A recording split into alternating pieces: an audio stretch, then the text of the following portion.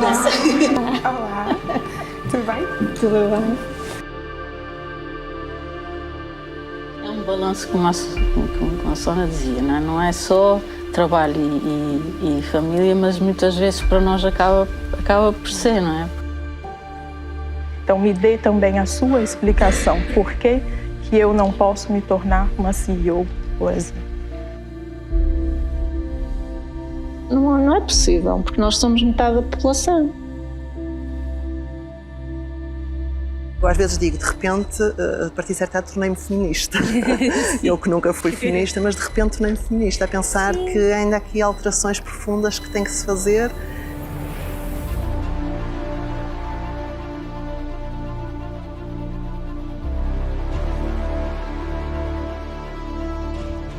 Mas, até por uma, e convém tocarmos nesse assunto por uma questão de prioridades. Aqui eu vejo que há um fator que é muito problemático, que é o quanto que o patriarcado está enraizado na nossa sociedade. Um líder, a sério, é uma pessoa que inspira, que influencia no bom sentido, que dá confiança, que deixa as pessoas crescer. Claro que compenso com fins de semana, compenso à noite, mas depois a pessoa não está satisfeita nem numa área nem na outra porque não consegue dar resposta. E realmente perceber que é possível, não é preciso mudarmos a nossa Maneira de ser. Sim, para estar Inicialmente masculino é possível, se calhar começou a encarar. Inicialmente masculino é possível, se calhar começou a encarar mais possível. este mundo como uma alternativa mais presente, mais possível.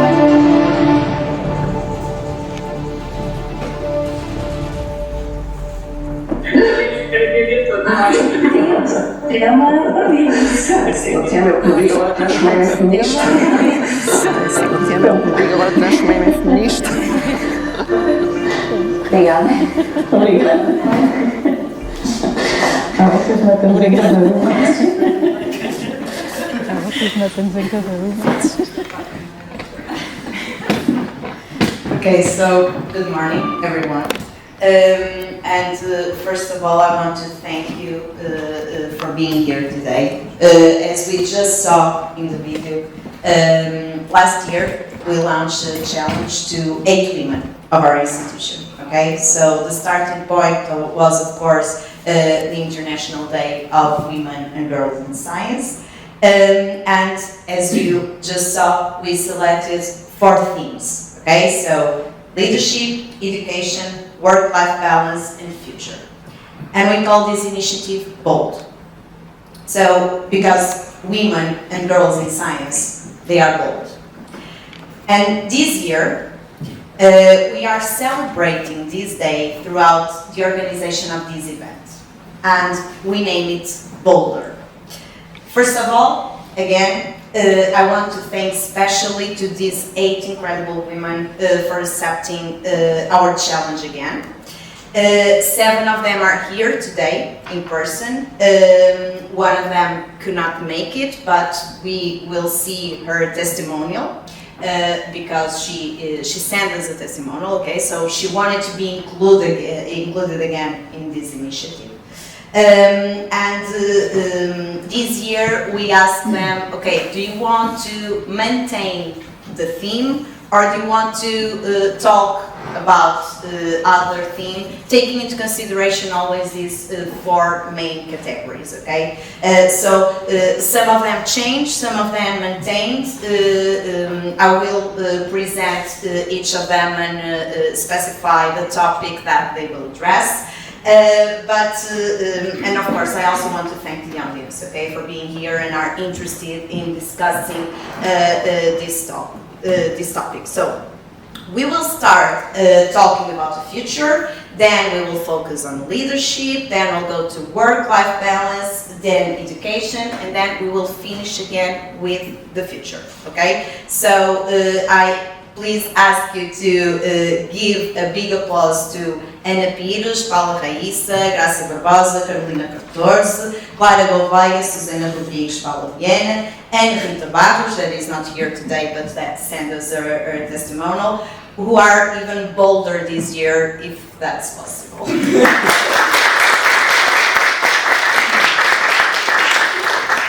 So we will start with Anna's presentation.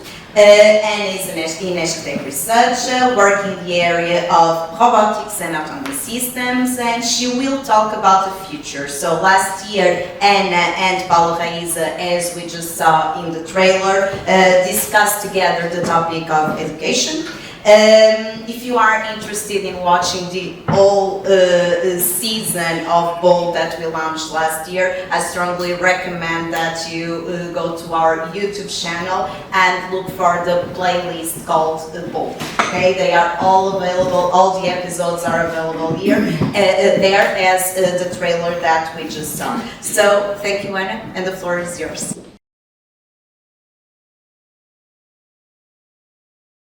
I already speak very loud, so don't worry. I'm afraid that you will be scared. But okay, let's rock and roll, right? It's morning, and my pitch. I said I was talking with my colleagues, and I said that my speech will depend on our mood, right? So my mood is it's okay this morning, and I wanted to ask the audience. By the way, thank you so much for being here. It is important to have you here because it's because of you that the discussion will be better. So thank you so much. So are you ready for our pitch? Yeah? Yes. So let's lift off now. Please help me with the countdown. Are you ready? Let's go. 3, 2, 1. Lift off and let's go. So my thoughts, my feelings, in 5 minutes, 1 year in 5 minutes. 1 year ago, the Bold Initiative, thank you very much, by the way, for the invitation, allowed me to meet this remarkable young woman and researcher, Paula Raiza. We had the chance to talk about education last year. How education is a strategic weapon for the future, and how we can prepare ourselves for what the future holds. Prepare ourselves to innovation, technology, science, and so much more. How important it is to pursue our academic education and training, and how do education and training somehow complete each other, right? They do. And this was my life this last year. I wish I could have all morning to tell you all about my adventures, but I don't. So I want to share with you how important it was to continue to study. I have enrolled in the second year, yes, of a new master's course in robotics and autonomous systems, but I also continued to pursue training. So from so many adventures, I would like to highlight that this past year I had the chance to be the commander of the first analog space mission in Portugal, led by 2 women. So it was really remarkable and amazing, and INESC TEC was part of this. Camões' mission had a feminine leadership, imagine this, and it was awesome to live this experience. Why? Why do we need to seek to become the best version of ourselves to evolve and to evolve? Because we are preparing ourselves for the future of exploration, discovery and innovation. Preparing ourselves in several dimensions, space, ocean and earth. Because we need to push our own limits, right? Because there are no limits to what women can do, right? Right. Yeah. So, to what you can do. So, because the future is now, is today, we need to inspire the young generation. I hope I can somehow encourage others, perhaps to inspire you, Raiza. Because I also want to be inspired by amazing women who crossed my life. Like all of you, coordinators, even all the people, men and women, right? Because there are some men that motivated me to be inspired and to push my limits every day. So thank you to that man. And I also want to say to you that my mother was the first woman that inspired me since I was born. And because of her, I push my limits and I live my life every day intensively and with passion. Because we need to be bold, right? Because girls and women need to challenge themselves and be bolder. INESC TEC heroes will emerge in the future and will reach the stars. Be part of this rebellion of sisterhood. Let's continue to create space for women in science. Are you with me? Yes, I'm sure that you are with me. So, happy International Day of Women and Girls in Science. Thank you.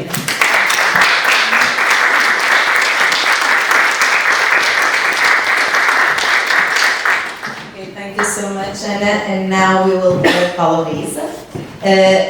Vision about the future too, okay? So let me just present you Paula. Paula is an INESC TEC researcher working in the area of artificial intelligence and decision support.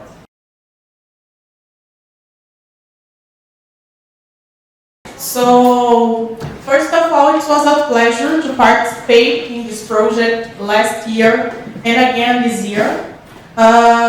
Since the last year, a few things changed in my life because it was not a very good year for me. But many things have also changed in my education as a human being. I educate myself more, not only in training, but also reading books that interest me, talking with very interesting person, very interesting people. So this is why I consider educating myself. Unfortunately, in the last year, I lost one of my role models, my grandmother on my father's side. She was one of the women who inspired me. She was a very important person to me, and she passed away the last year. It was really bad for me. So, and I believe that I have several women who inspires me, ranging from Beyonce, of course, to my family, even a coworker. Perhaps my coworker doesn't know that she is an inspiration, and from this, an important thing emerges. We should learning how to compliment other women, to say for our coworkers how amazing they are. It's very important to them because sometimes we don't know how amazing we are, but we should support a little more each other.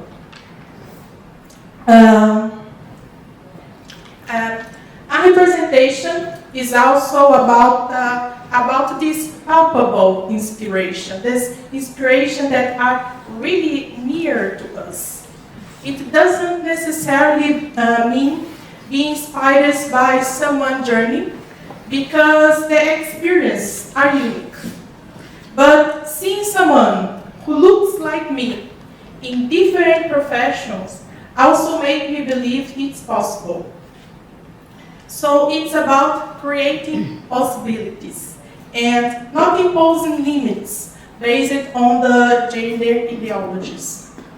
And it's also important to deconstruct those gender ideologies, such as the financial independence, which often drive us to pursue a career. And I would like to say a funny example about financial independence. When I was a child, my mom told me, Paula, would you like to be a mom of 2-3 children, pass all day cleaning their home, cooking, in the rest of the day, in the end of the day, you are completely tired, no money, even to buy a candy. And I looked to my mom, no mom, I don't. So she said, so you have to study, you need to look for a career, and don't be financially independent of no one. So I learned this since I was a child, and it imposed me to study and look for a career. So when we are starting to seek a career, representation becomes very crucial. But what exactly is this thing called representation? For me, representation is the feeling that something is possible.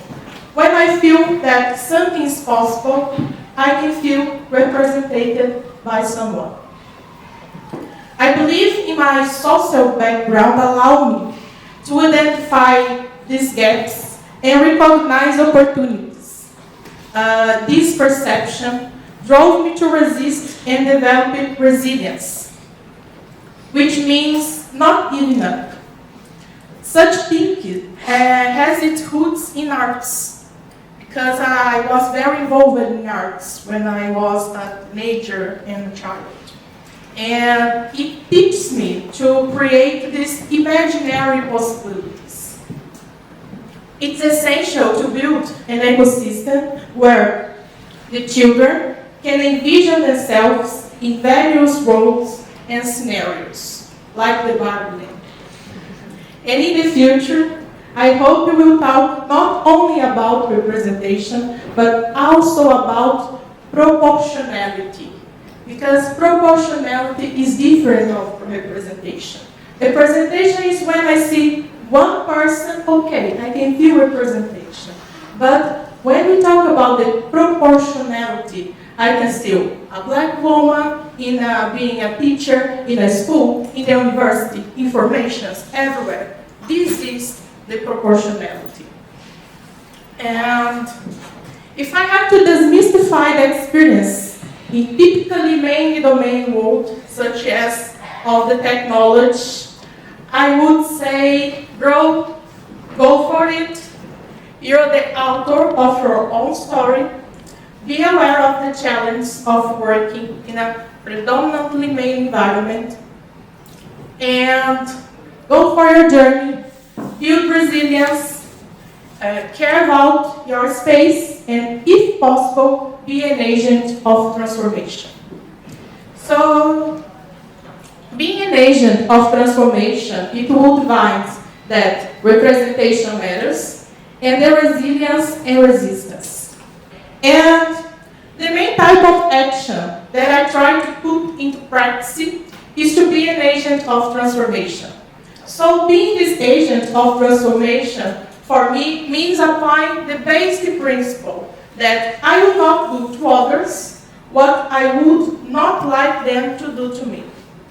It's simple. It is just avoid reproducing behaviors and, of course, be aware of these behaviors that makes the human experience in the technology field unpleasant.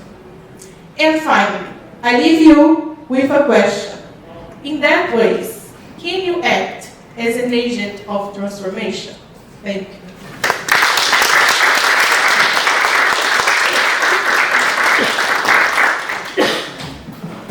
Thank you so much, Paula.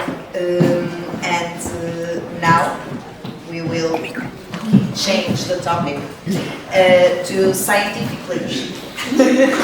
And for that matter, we will hear Graça Barbosa, the only female representative at INESC TEC Board of Directors. Last year, Graça and Carolina also discussed this topic, but this year it will be specifically on scientific leadership. Thank you.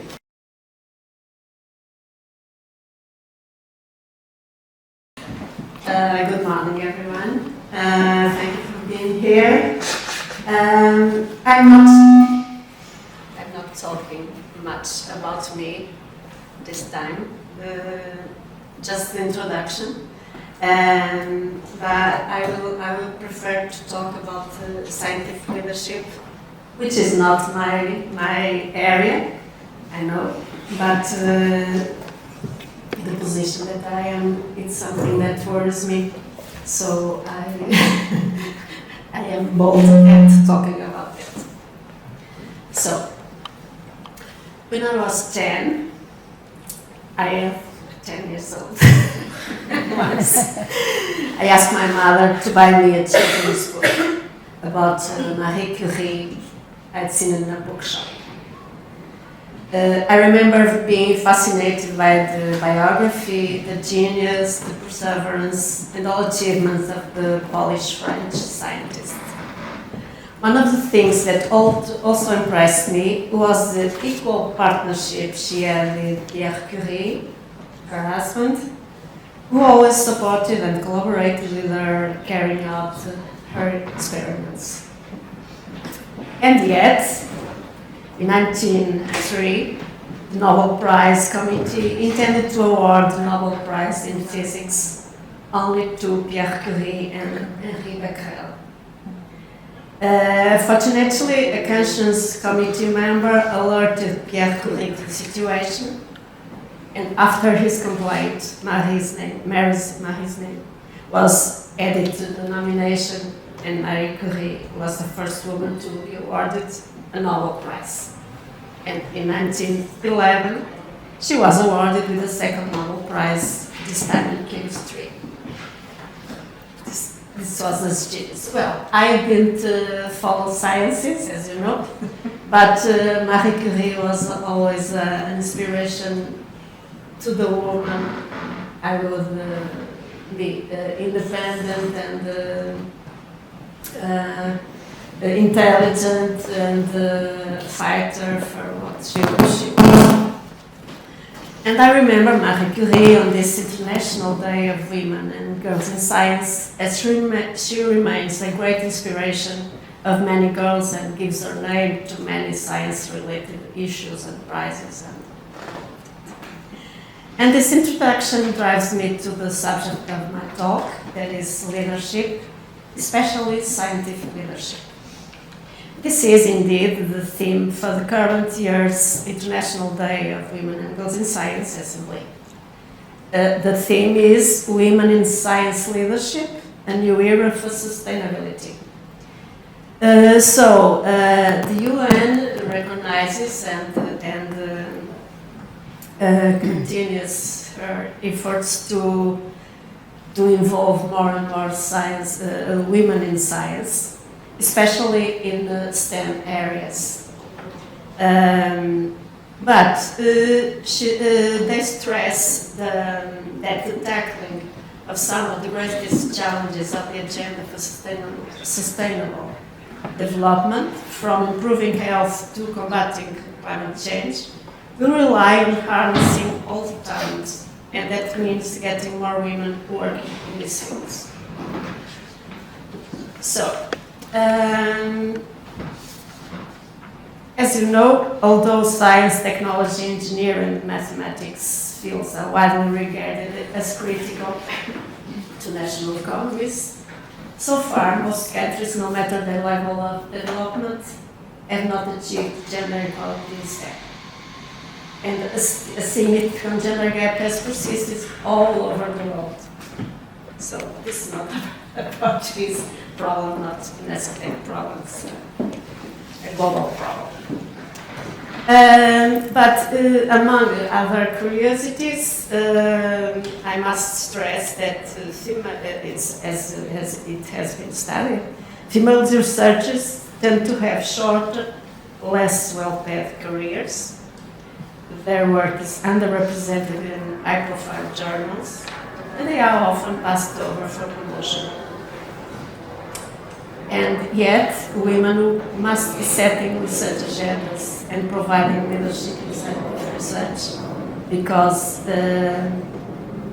as they remain massively underrepresented in these positions, and especially in transnational and multidisciplinary projects, it is unlikely their concerns will be reflected in science, development, policy, and practice.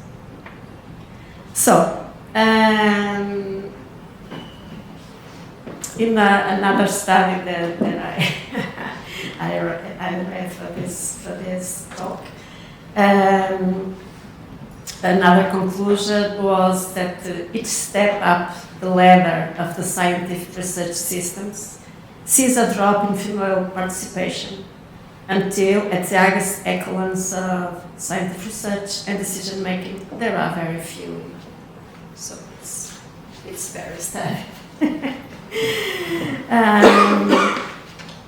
Well, we can always get narrative for explaining this, and there are the traditional narratives, and now it appears some alternatives, perspectives for that phenomenon.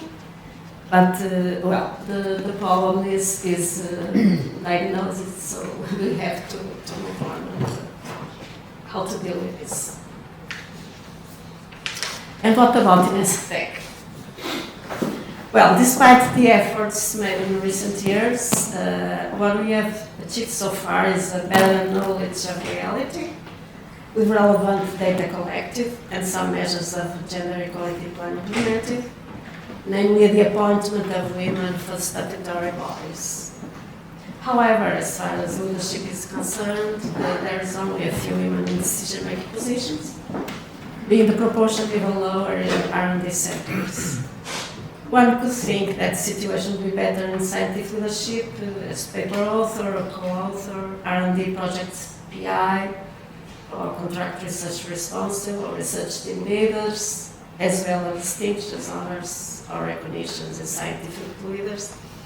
But it is not this my impression. The fact is that when it comes to select most relevant researchers, female researchers tend to be forgotten, at least in the first intuitive selection. It seems that the situation in terms of proportion and relevance of women in scientific careers at INESC TEC has still plenty of room to improve. The situation is slowly evolving, with a positive highlight to contract PhD researchers. There are now about 33%, but it is not a consistent trend yet. We have to go deeper in understanding the reasons for that, being the usual narratives or alternative perspectives, and be much more proactive about that state of play. You don't have to be a genius like Marie Curie to have the recognition, opportunities, and scientific leadership you deserve. Let's work together and change this mindset and be bolder.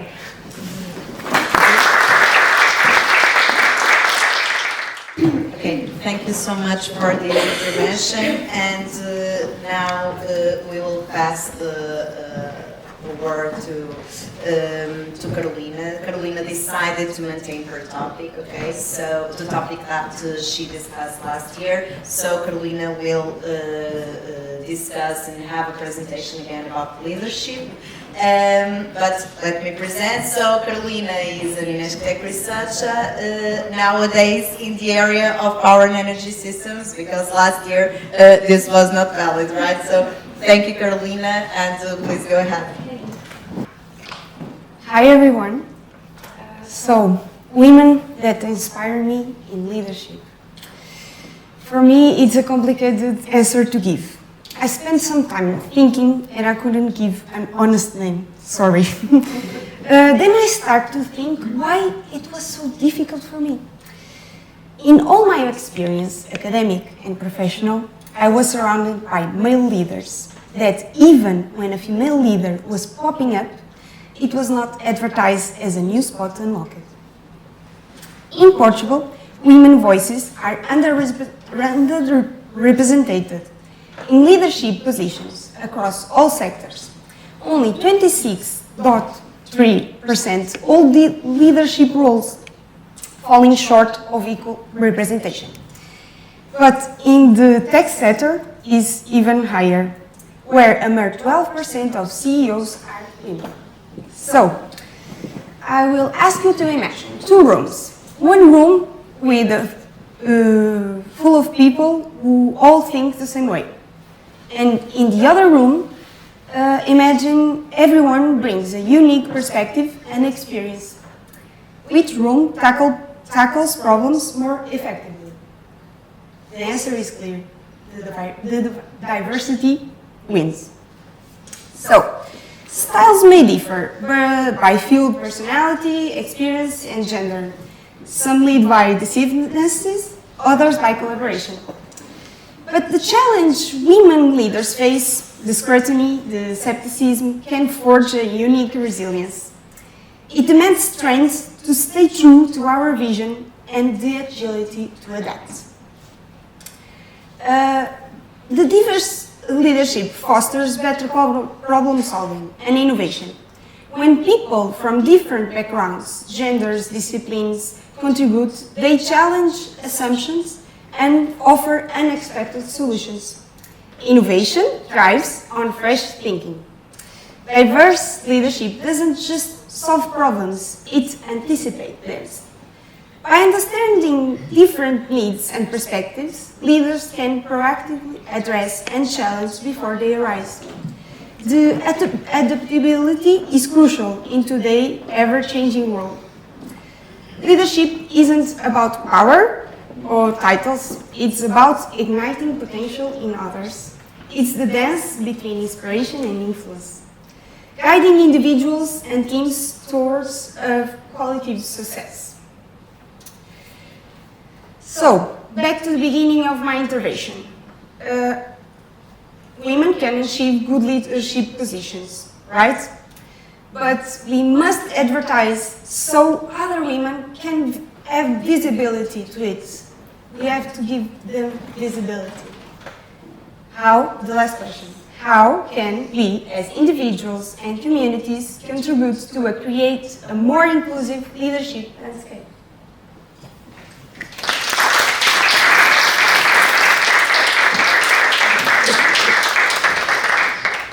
Thank you, Carolina. And we will continue with the topic of leadership. Okay, this time it will be conducted by Clara Gouveia.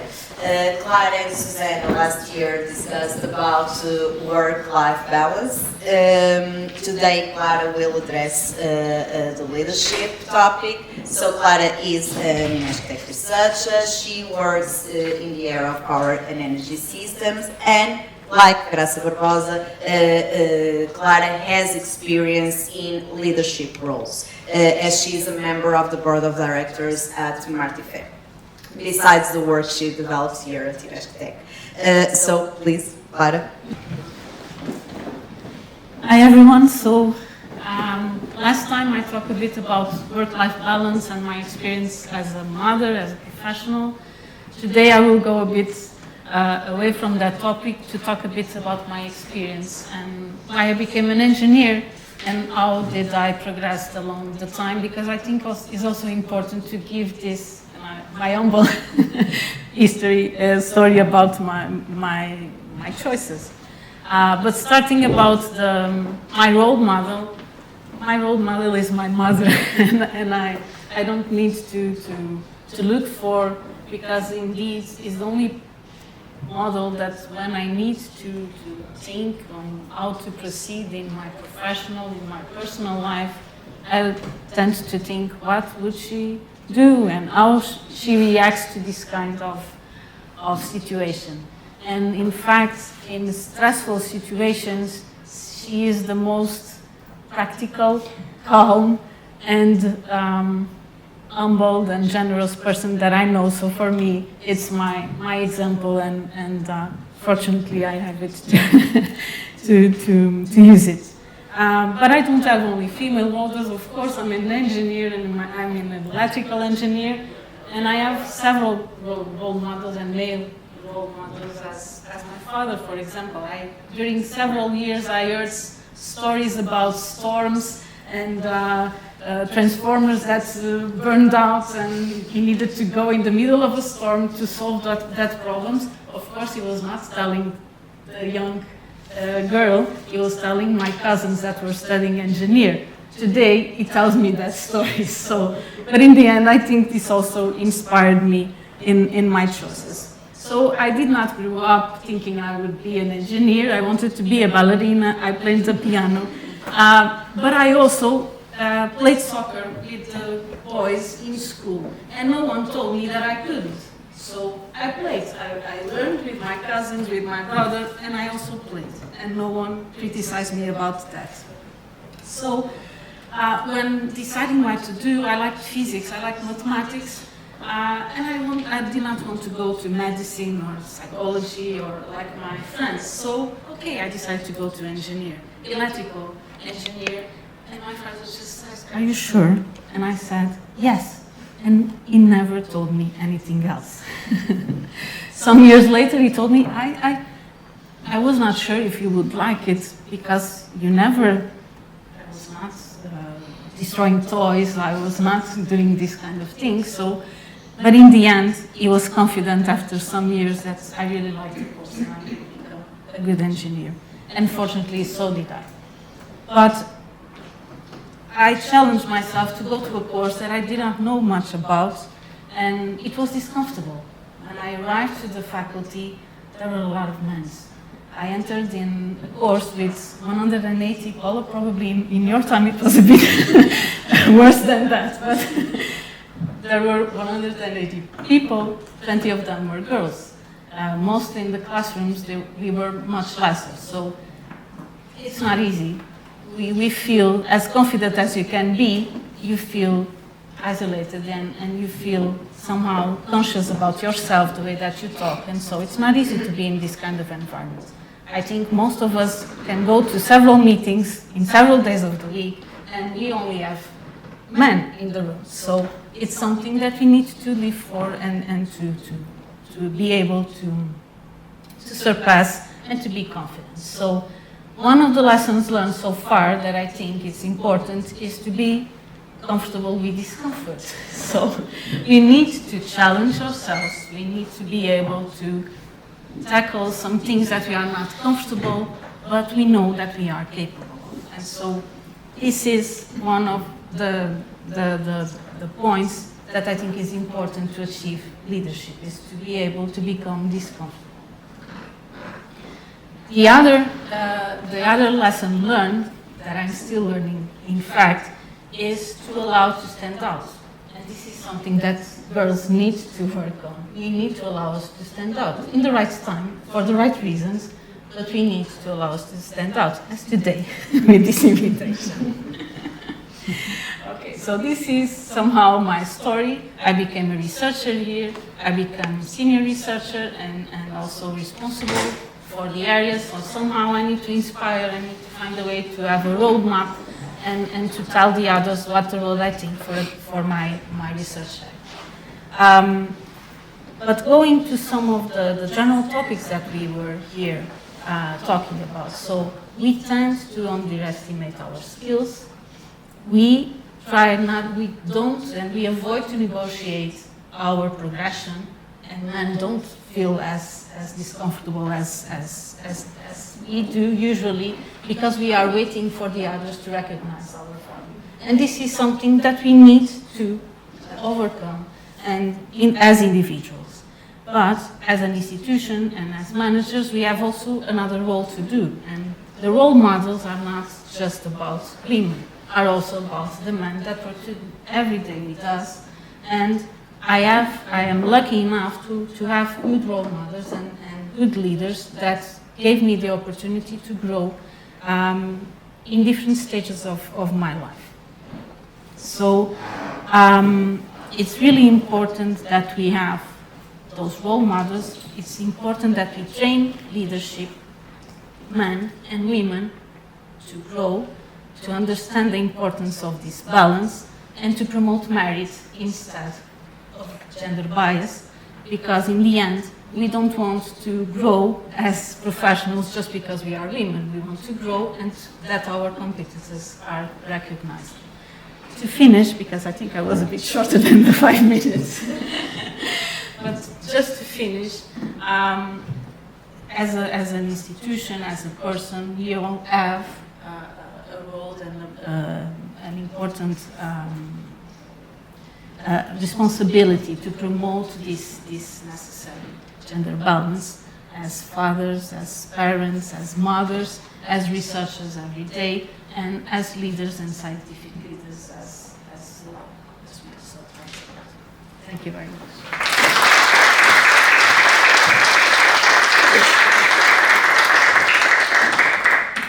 Okay, So thank you, Clara. And we will now move on to another topic. So Susanna chose to maintain the topic she addressed last year, which was work-life balance. We will now hear Susanna, but first of all, let me present you. So Susanna is an INESC TEC researcher in the area of biomedical engineer, but she also works at the Human Resources Service here at INESC TEC. So thank you, Susanna. You can come here. So, good morning. Thank you for the invitation. Thank you to my colleagues, the audience, my husband, for being here.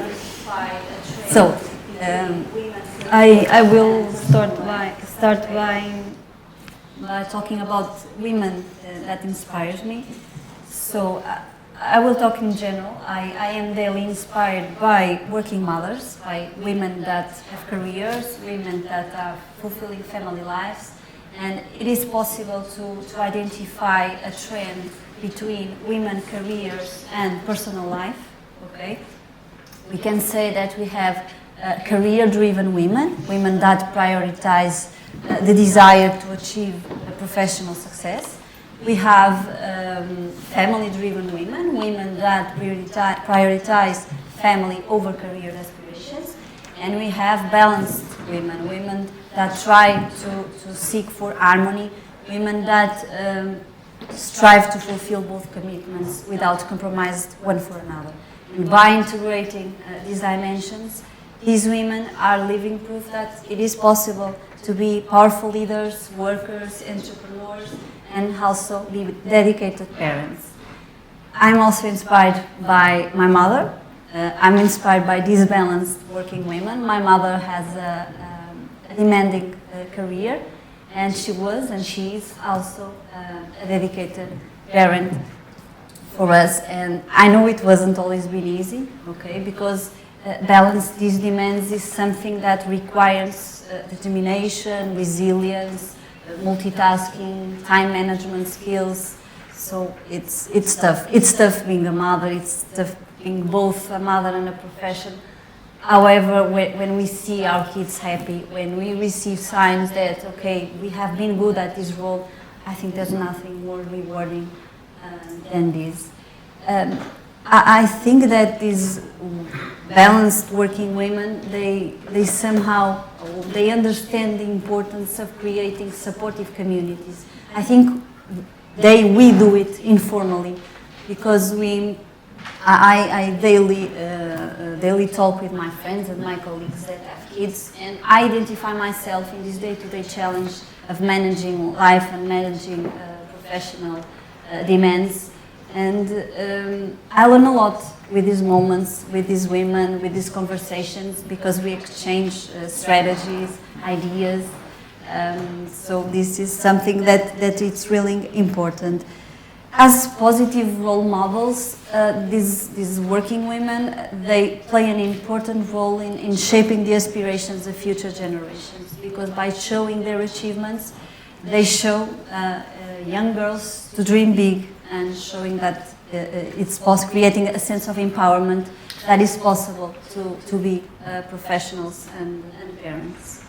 And I will now move on to the other topic, that is work-life balance, that is related with this topic of balanced working women. And I would like to start by reminding the last conversation I had with Clara, that work-life balance, it means that we have the time and the energy to dedicate to our work, also maintaining our personal, our professional, our leisure projects. It means to feel good and satisfied in these dimensions. And this is not a 50-50, because these dimensions, they don't have the same weight. Okay? It depends the importance we give to each one of these dimensions. And it's easy when we talk about work dimension, but when we talk about life dimension, it could be a lot of things. It could be spend a day with a friend, it could be with a family, it could be alone and go for a ride, go for a run, read a book. It depends on each one of us and the importance we give to these moments.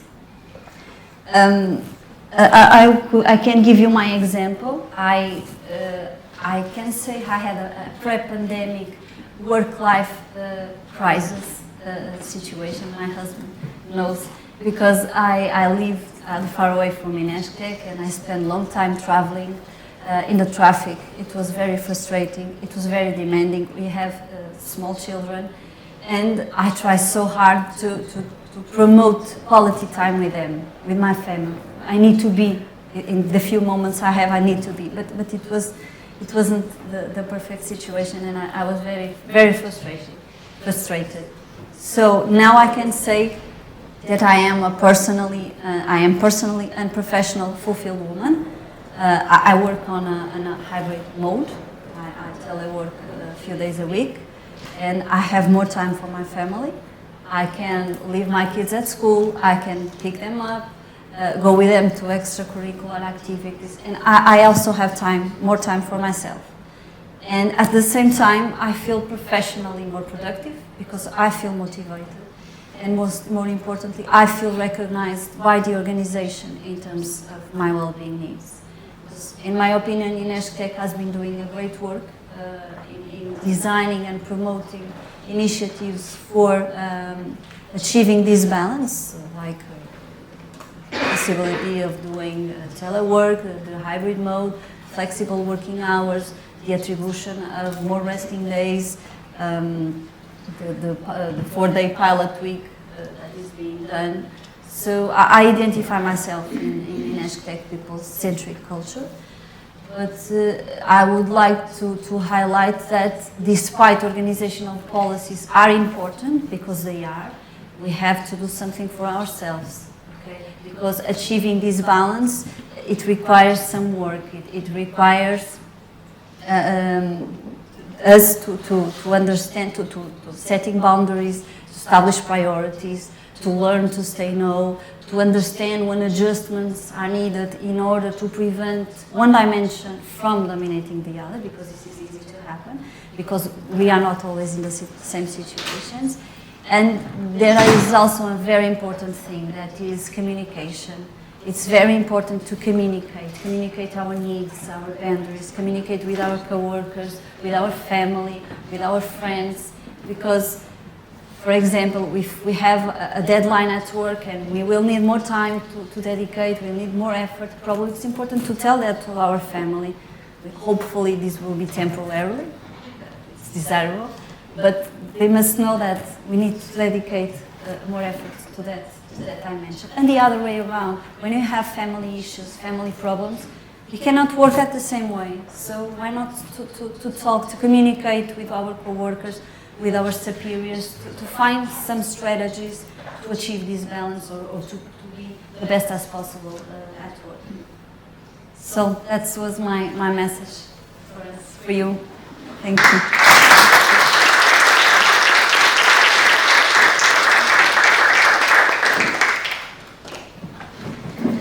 Thank you, Susanna, for sharing such a personal point of view here.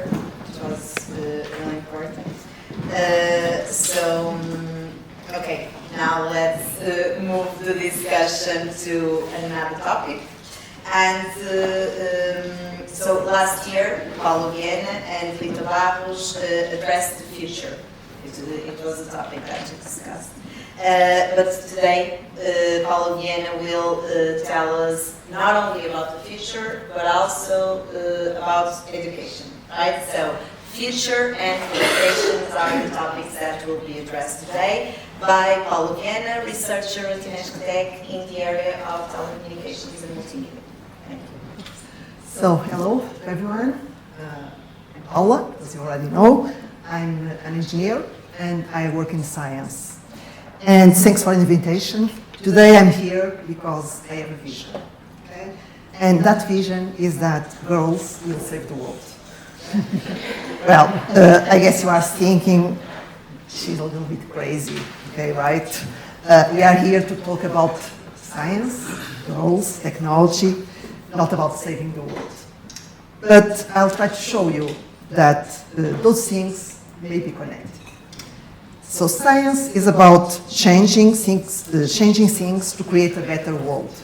But engineering and science is still a boys' club, right? We all know that. I could say that I don't fit in. Okay? But today, I'm here to make a bold claim, okay? And bold is the theme, the topic we are discussing. So I think we should use this word and use it once and twice and as many times as we need it. And my claim is that I don't fit in, but I believe that our young girls will. And this will save the world. Okay? Let's see how. If I ask you to close your eyes and picture an engineer, a computer scientist, how many of you would picture a young, beautiful, nice girl? If you cannot connect the picture to her, how could a young girl feel if she's, for instance, if she's challenged to study technology, math, engineering? And I can tell you how she will feel, because at the age of 17, I had that feeling. And my feeling was, I know that she will feel like this. She will feel kind of alone.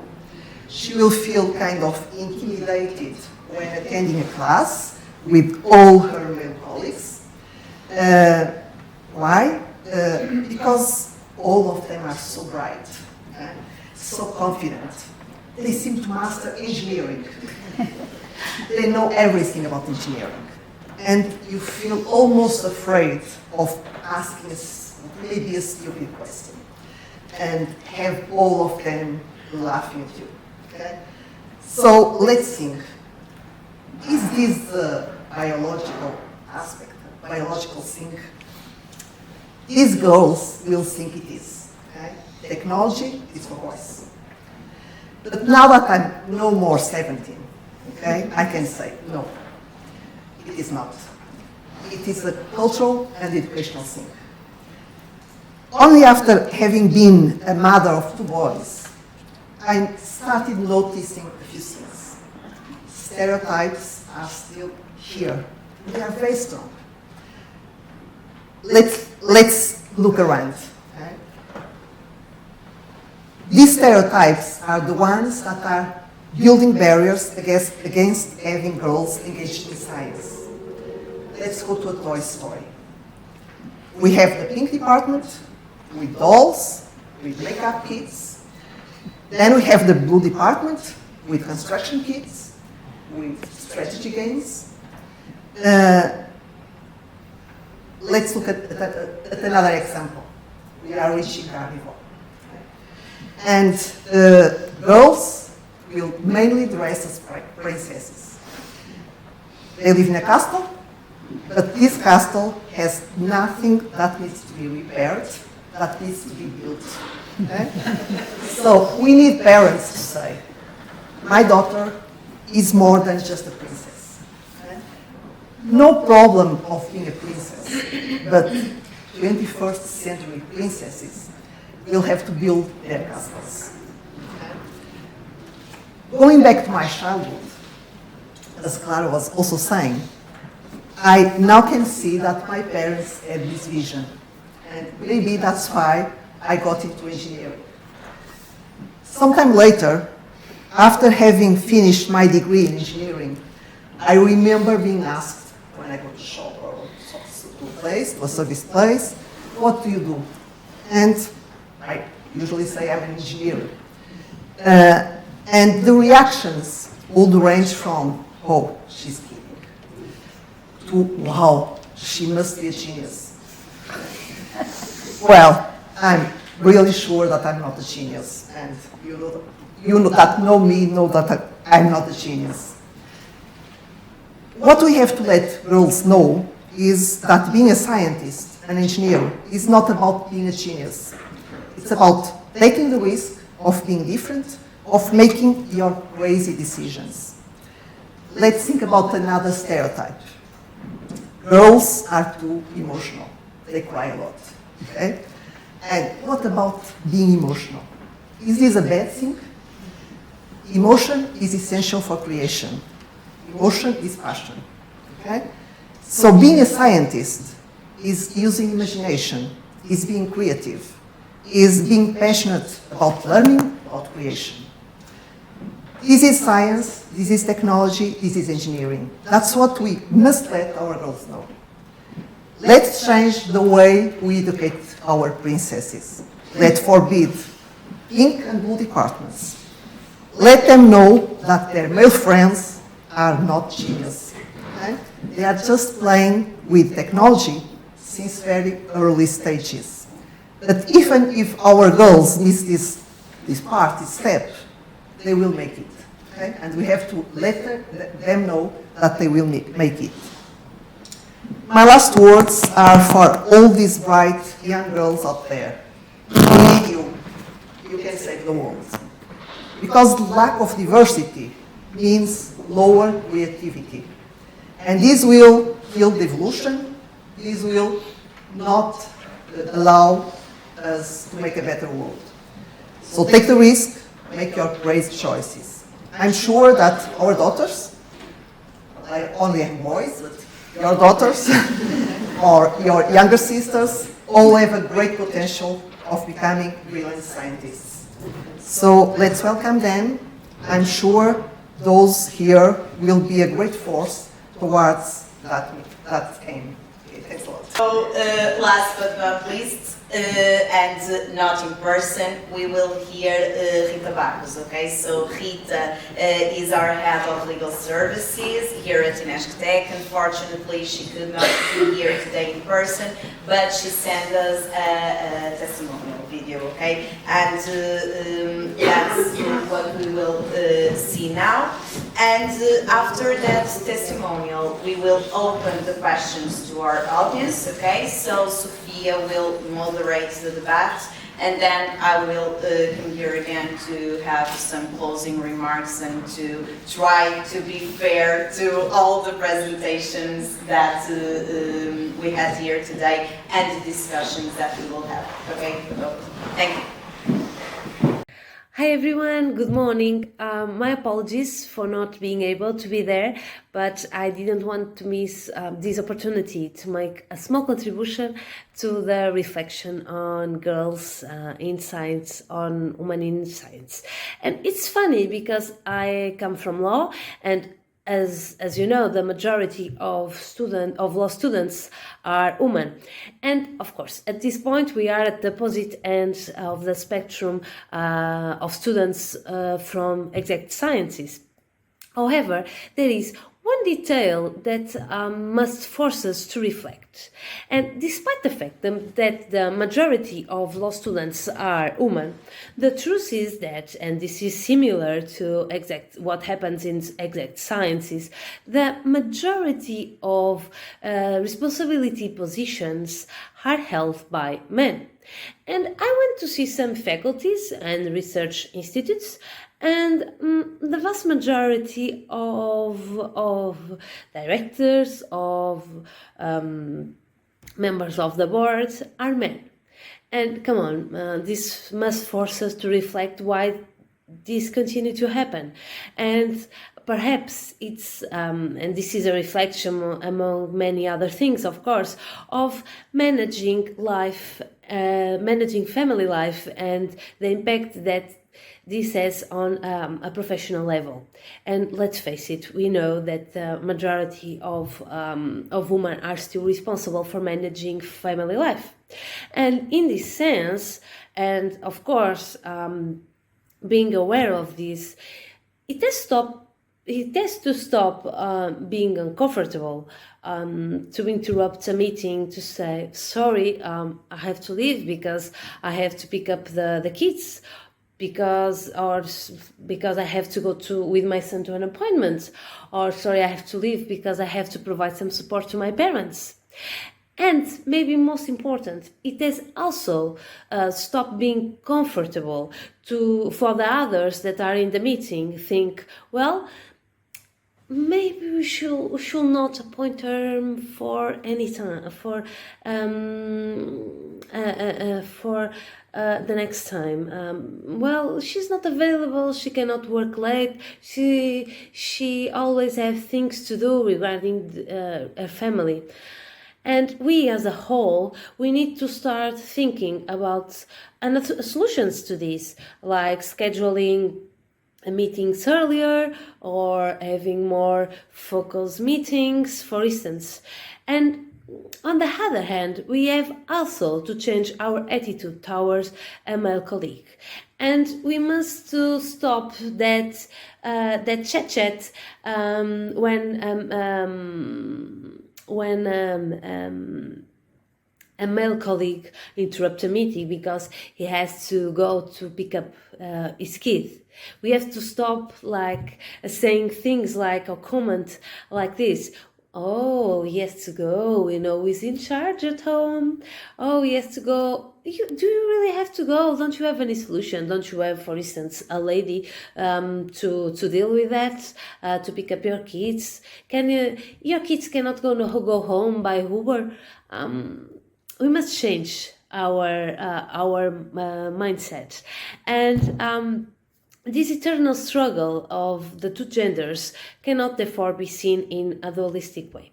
On the contrary, it has to be analyzed as a whole, and it has to involve both genders. This is because the presence of women in responsibility positions brings advantages and brings diversity. And come on, let's not delude ourselves. We know men and women are different.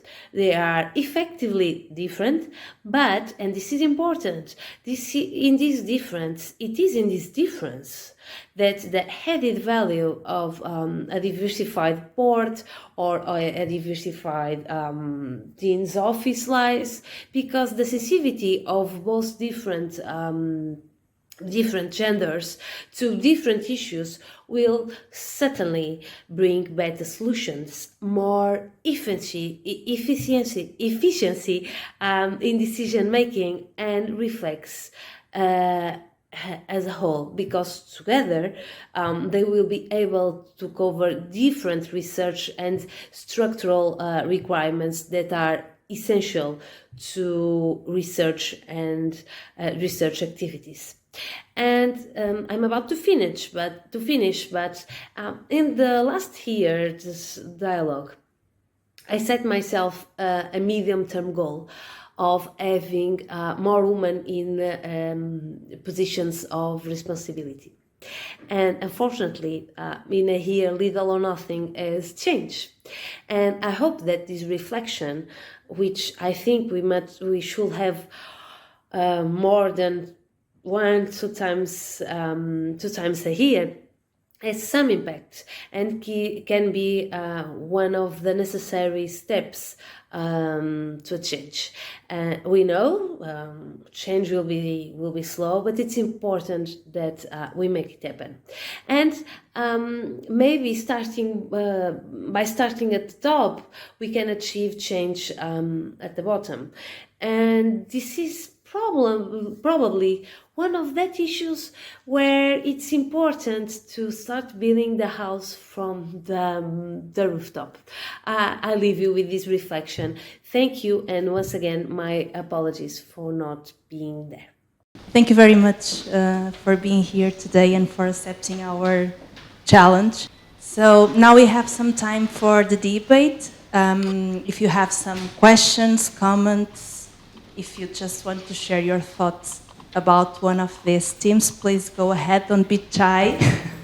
I don't know who wants to be the first. If you want to introduce yourself. So I'm Rita. I work here at INESC TEC at the TTO office, Technology Transfer Office.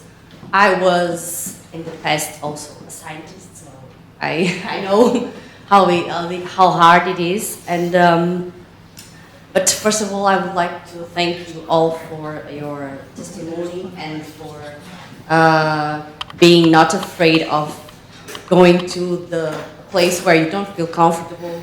And don't be shy and make your voice heard.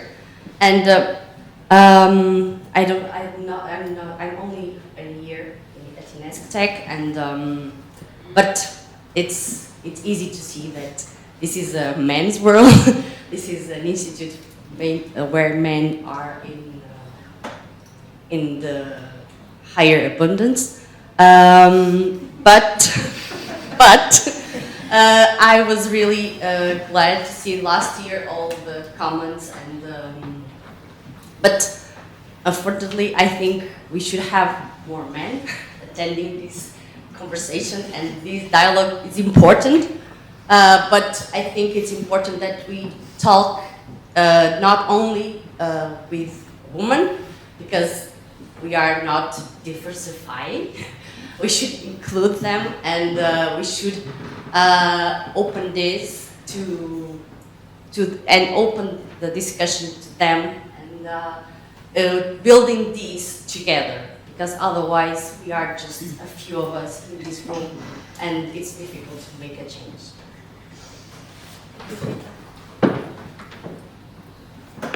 Thank you, Rita. I don't know if anyone else wants to add something, because I have a question. Oh, okay. Go ahead. Thank you all for being here and share your experience and your past on these issues of being humans and girls in science. I have just like a reflection on all the things that have been said here, is that there are a link between the topics. Leadership, education, balance between life and work, they are linked, because there are issues related with cultural and context, the Portuguese context, that they touch each other, and I think probably we will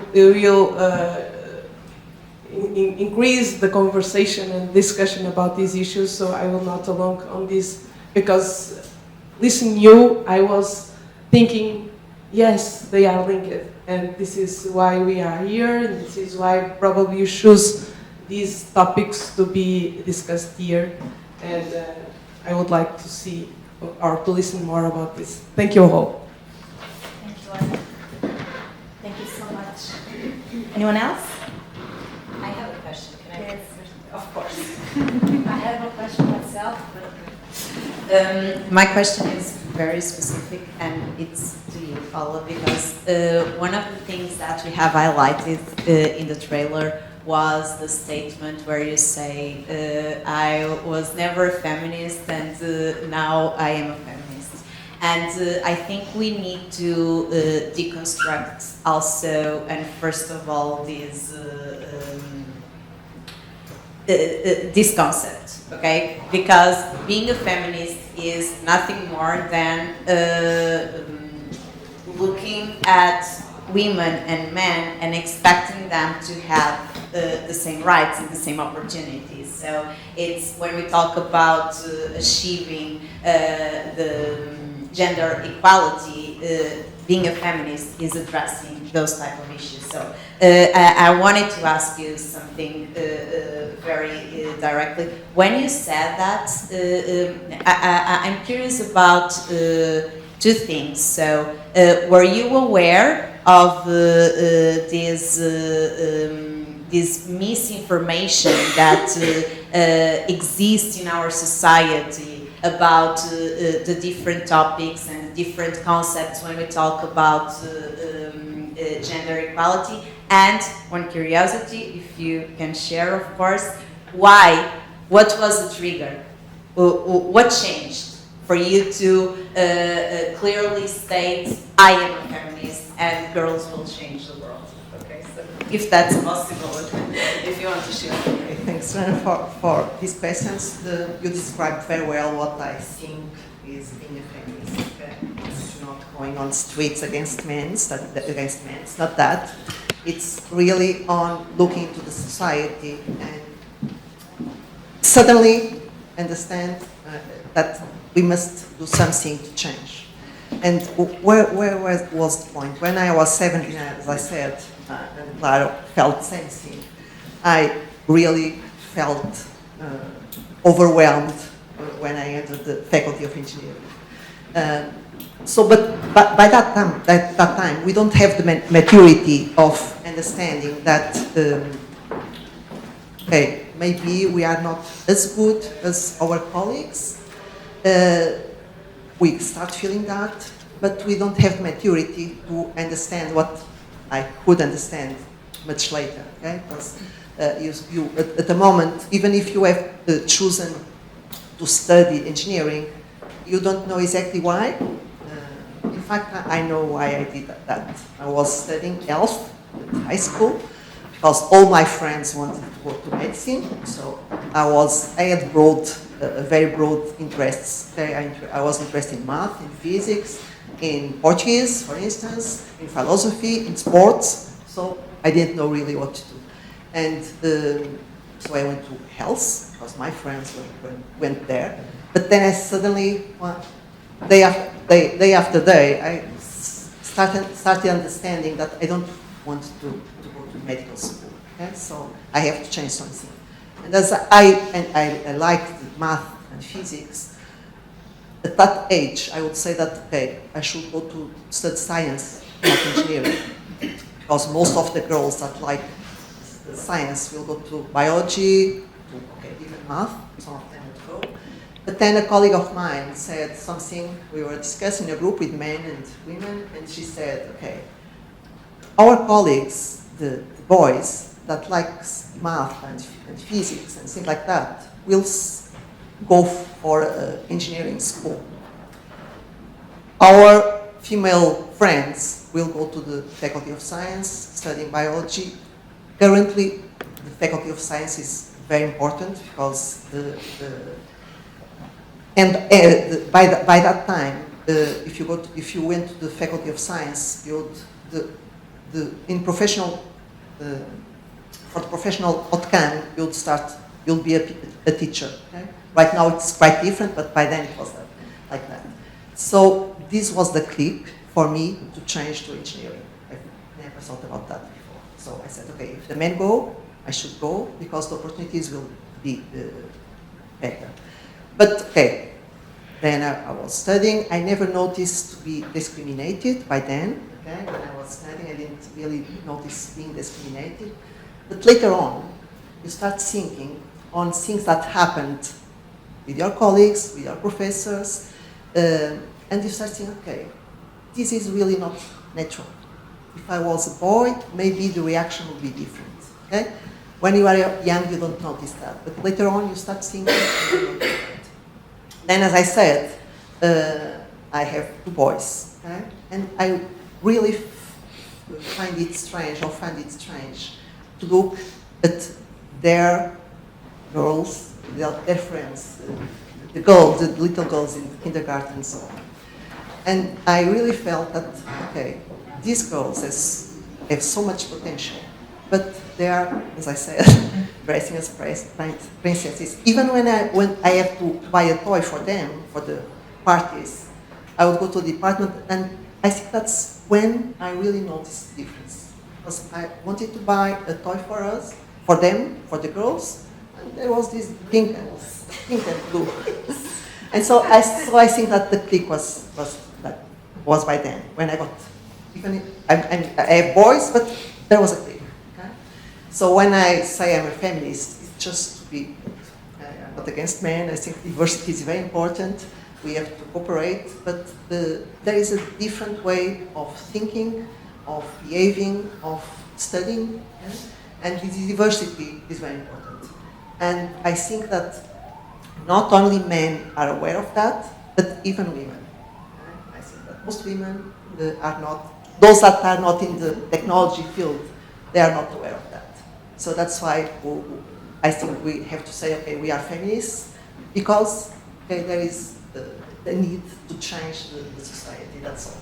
And to achieve equality, that's it. Thank you. Thank you very much. Carolina wants to add something. Thank you. Thank you, everybody, for the inspiring conversation and the inspiring speeches. I am Carolina Pedroso. I have a background in technology as well. I'm from Brazil, and in Brazil I was in the space sector. And there it's a man world. Okay. So here in INESC TEC I felt relieved in some ways because we have a plan now. We have an equity gender plan. So I think it's a good start.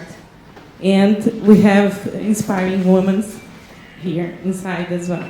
But I think we have a long journey to continue this equity and this representation and this proportionality.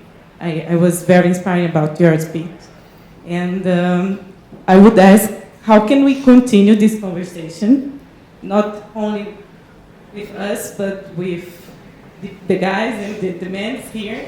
How can we continue with pragmatic ideas to change the scenario? I do not exactly have an answer, but I think when the event is about women, the guys are not interested because it was about women. I'm not interested in that. It was a talk, very scientific, with a very important guy talking about machine learning and those things. This room will be full.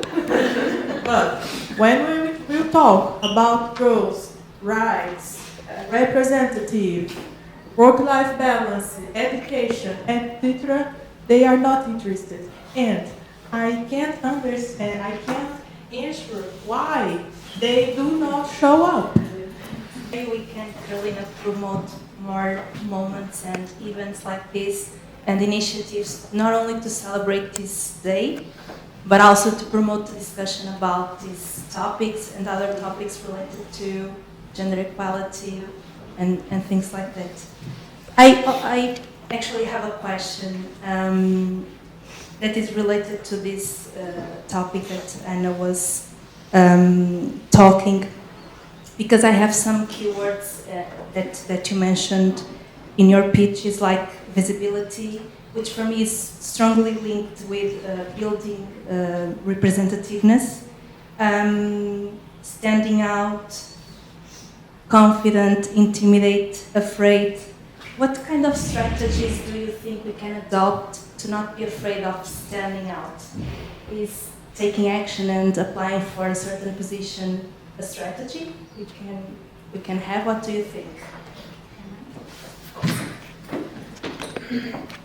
In the first place, I think we have some work, as I said, I think individually we have some work to be done. And it starts with the toys, for example.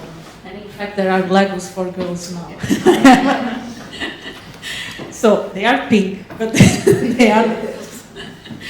And I also have 2 boys, and this is something that worries me. How can we, from early stage, and not only for girls, but for boys, promote this idea that we have different characteristics. We tend to like more than of dolls and things like that. It's okay, but if I want to play soccer or anything else, I won't be just like that. And I think this is one of the points and the starting point where we need to concern the characteristics of girls and women and try to promote them.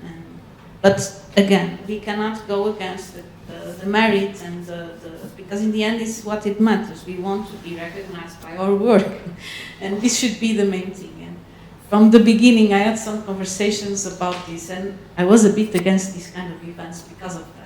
Because I don't want to be recognized because I'm a female researcher. I want to be recognized by the work that I do every day and the people that I inspire. And on that, as managers, I think we have this responsibility of understanding, male and female managers, that being in a room with one girl and a lot of men, it can be intimidating. After some time, you live with that and you don't worry about that anymore. But for many people, it's intimidating. And we need to see that and try to make people feel a bit more comfortable to talk. On the other hand, we need to create some kind of mentoring. And this don't need to be a very fancy program. It's on everyday basis. We need to try to promote this mentoring and see what are the characteristics of the different people, independent of the gender, for leadership, for communication, for several different things. And we need to find these people that will replace us afterwards, independently if they are girls or boys. And there, for scientific leadership, I think this is something that we need to reflect and work on as an institution.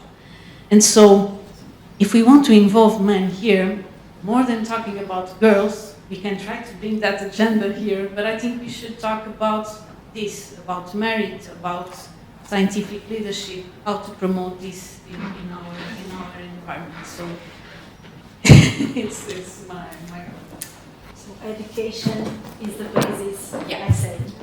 Thank you very much. Maybe we can close the event. Thank you very much for your questions and your comments. I think it was a great discussion. Thank you.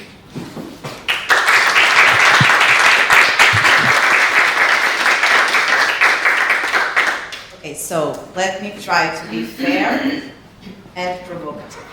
Okay? So, some facts and some numbers. Yesterday we were commenting that one of the news pieces that was highlighted not only on the online media but also on TV was that the wage gap between men and women increased again. Okay? So this is a fact. António Guterres, the General Secretary of the United Nations, warned us last year that gender equality will take up to 300 years to be achieved. So, another fact. I think it was Carolina that mentioned that in tech sector, only 12% of CEO are women. Another fact. Then you also mentioned other facts here, but I'm sorry because I wrote a lot, so we need... okay, so gender equality in STEM has not been achieved, and I think it was your intervention, has not been achieved in most countries, independently from the level of development of the country. Okay, so again, another fact. I think that these numbers, in fact, support the importance of the topics that we have been discussed here today. Okay, so I also have here some of the main ideas, not the main ideas because it wouldn't bring fairness to these closing remarks, but some ideas that are that were important to me to be provocative.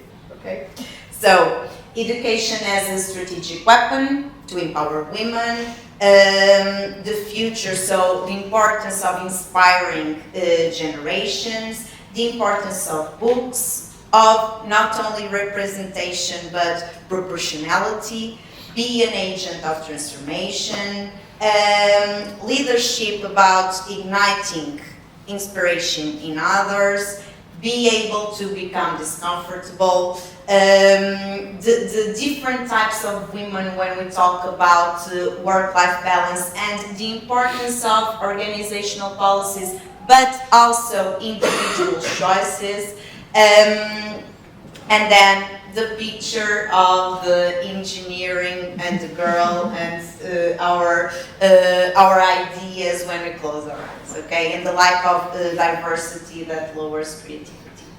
And then one thing that you told here, it bothers me. It bothers me because I had a situation, a similar situation during when I was buying toys for Christmas. Okay, so you mentioned the Legos. And I went, during Christmas time, I went to a shop, to a toys shop, and I asked where the section of the Legos was. And it was for my daughter. She's 2. And the question that the lady at the shop asked me was not about her age, was about her gender. And my reaction was, does it really matter? We're not talking about Legos. No, forget about that, okay? The segmentation criteria is age, and the age is 2. And she was like, okay, it was so natural for her to ask about the gender. And it was so unnatural for me to be given that type of question. And I think that we need to work in our mindsets, okay? Because I think it all starts with our minds, but culture, as it was mentioned here, is very important, okay? But culture is always in transformation, okay? And we need to be aware of that. And when my reaction was, okay, that's what I thought, not what I said to the lady. I wanted the Lego to my daughter, so I got the Lego. But my reaction was, okay, I go to the bookstore. I suppose they will not ask me if it's a girl or a boy. So my advice is, when we have doubts about toys, if they're pinks, if they're pink or they're blue, please, let's buy our kids more books. And that's how I'm going to close this event, because, and again, connecting everything, because books can change our education and lead and can transform us into leaders of the future, okay? And leaders that are aware of the importance of work-life balance, and that will have a great future, not only individually, but for everyone. So thank you again for being here. I hope I was fair in these closing remarks regarding everything that you say today, and let's continue to discuss these important aspects, okay? Thank you all.